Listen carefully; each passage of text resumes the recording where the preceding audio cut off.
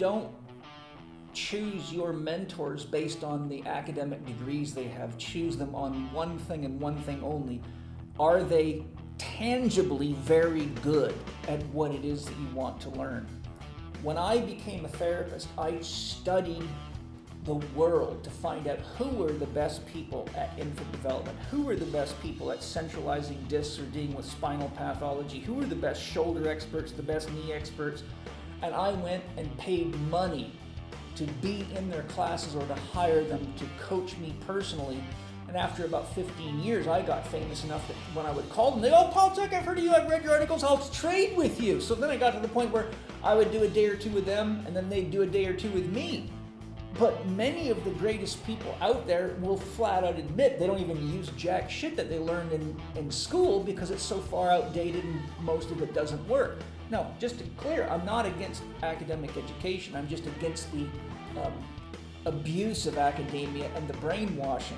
Because there are many geniuses with degrees that learn great stuff, and there's a wide difference in the quality of our education from one school to the other. I'm just talking about the hero's journey. And what I'm saying is the first thing you got to do is figure out who you are and what you stand for, or you're not a warrior. Because if you're standing for something you don't believe in as a warrior, you're as good as dead already, because you don't have enough heart to make it through the tough challenges that every real battle brings to you.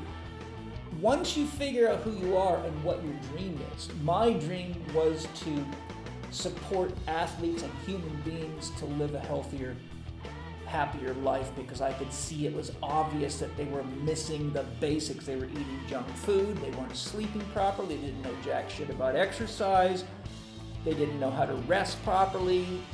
They were lost, and they were believing in science and sick scientists. There's an old saying, dead doctors don't lie. The average doctor dies 10 years earlier than their average patient, which isn't good marketing. So once you understand, okay, this is what turns my heart on, then you seek a mentor, then you meet the challenges of your growth and development, then you come up with your own ideas, and you meet the hellfire of the resistance of the program minds, which is why that poster is sitting right in my office.